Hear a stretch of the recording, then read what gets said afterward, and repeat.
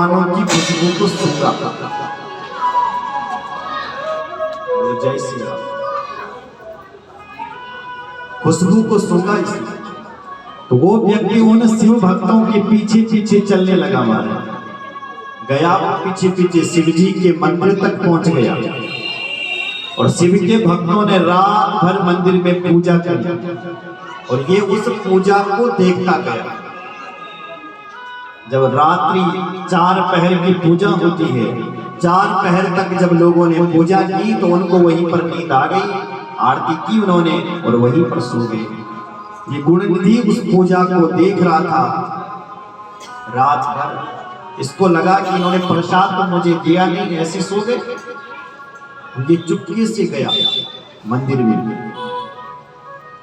भक्त लोग सो रखे थे 4 बजे। ये चुपके से गया और प्रसाद खाने के लिए, जो शिव जी के ऊपर प्रसाद था ना, उसको खाने के लिए बढ़ा। तब तक क्या हुआ कि रात्रि बहुत थी। उसने देखा कि दीपक भी बुझने वाला है। ये दौड़ करके गया और अपनी धोती फाड़ी इसने और उस दीपक से अपनी धोती को जला दिया और उजाला कर दिया। दौड़ करके गया महादेव के ऊपर जो प्रसाद था, दौड़ करके गया वो प्रसाद अपने मुख में डाल दिया और तुरंत वहां से भागने वाला था। तब तक आवाज वो नींद खुल गई उन भक्तों की, शिव जी के भक्तों की। सबने कहा चोर आ गया, चोर आ गया, चोर आ गया।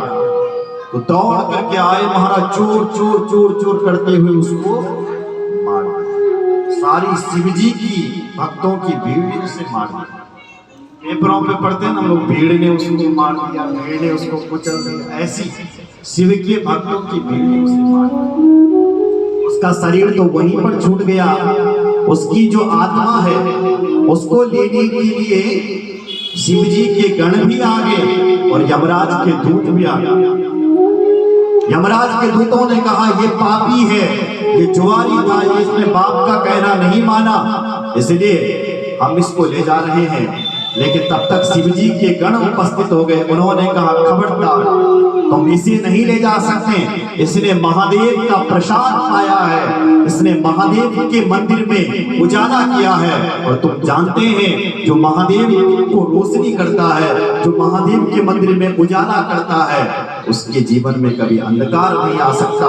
इसलिए हम इसे ले जाने के लिए आए हैं। जब यमराज के दूत नहीं माने तो शिव जी के दूतों ने उन यमराज के दूतों को पीटा और पीट पीट करके वहां से भगाया और उसकी आत्मा को शिव जी को उसके लोक को ले गए। बोल भक्तवत्सल भगवान।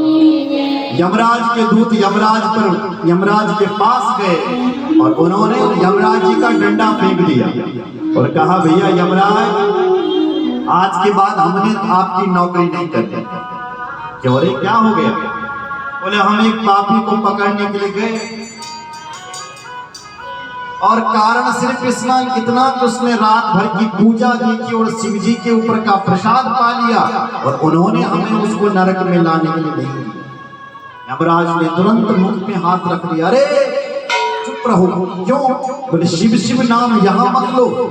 यदि तुमने ज्यादा बार यदि इस नरक में शिव नाम ले दिया तो जितने भी यहाँ नरक में पापी पड़े हैं सबको छुट्टी देनी पड़ेगी। बोले महाराज वो तो पापी था। बोले नहीं, जो शिव जी के का प्रसाद पाता है वो पापी नहीं हो सकता। जो शिव जी के मंदिर में उजाला करता है वो पापी नहीं हो सकता।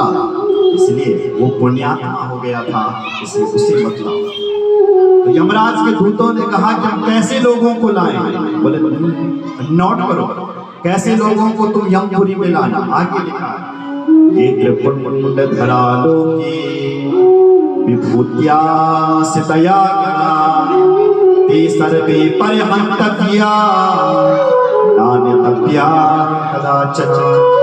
ये त्रिपुंड धरा लोके, जो अपने मस्तिष्क पर त्रिपुंड धारण करता है। त्रि मतलब 3 उंगलियां, पुंड्र मतलब उंगली। जो त्रिपुंड अपने मस्तिष्क पर धारण करता है, ऐसे लोगों को नरक में मत लेकर के आना। जो लोग शिव जी का प्रसाद पाते हैं, ऐसे लोगों को मत लेकर के आना। ये रुद्राक्ष धरा श्लोके, जो रुद्राक्ष धारण करता है उसको भी मत लेकर के आना। जटा धारण ये वही, जो जटा धारण करता है उसको भी मत लेकर के आना। जो शिव जी का प्रसाद नहीं खाता जो शिव जी के मंदिर में उजाला नहीं करता, जो महादेव का नाम स्मरण नहीं करता, ऐसे लोगों को तो इस यमपुरी में लेकर के आना। जो शिव जी के ऊपर जलधारा चढ़ाता है, जो शिव जी की कथा सुनता है, जो महादेव को मानता है, जो हर हर महादेव कहता है, खबरदार जो ऐसे लोगों को तुमने यहाँ पर। सूत जी कहते हैं, हे ऋषियों, ये प्रताप है महादेव की पूजा का। पूजा तो दूर रही, महादेव का प्रसाद भी मिल जाए तो भी व्यक्ति का उद्धार हो जाता है। अब कुछ लोग कहते हैं कि शिवलिंग का प्रसाद नहीं खाना चाहिए। कुछ लोग कहते हैं कौन से शिवलिंग का प्रसाद नहीं लेना चाहिए? बोले जो आप बनावटी शिवलिंग बनाते हैं, जैसे यहां पर शिव पुराण में कई शिवलिंगों का निरूपण किया गया है। जैसे कि आप दही का शिवलिंग, भात का शिवलिंग, मिट्टी का शिवलिंग, फूलों का शिवलिंग, जहां जो मर्जी वो शिवलिंग बनाओ तुम, उसका वो शिवलिंग स्थापित नहीं होता, इसलिए उसके ऊपर का प्रसाद नहीं पाना चाहिए, क्योंकि उसके ऊपर का जो प्रसाद होता है उसमें चंड का अधिकार होता है। और जो शिवलिंग आपने स्थापित किया हुआ है, मणियों से जटित जो शिवलिंग स्थापित है ऋषि के द्वारा, भक्तों के द्वारा, जो परमानेंट शिवलिंग जो मंदिर पर है, उसके ऊपर का तुम प्रसाद खा सकते हैं। पर जो आप मिट्टी का शिवलिंग बनाते हैं, दही का, आटे का, इसके ऊपर का प्रसाद चंड के लिए रखना चाहिए। जो सचमुच स्थापित का किया हुआ शिवलिंग है परमानेंट, उसके ऊपर का प्रसाद खाना चाहिए। जय श्री राम। इतना कहकर के आज वाणी को यहीं पर विराम, और शेष चर्चा कल होगी। बोल भक्त वत्सल भगवान, शंकर भगवान, राज राजेश्वरी माता,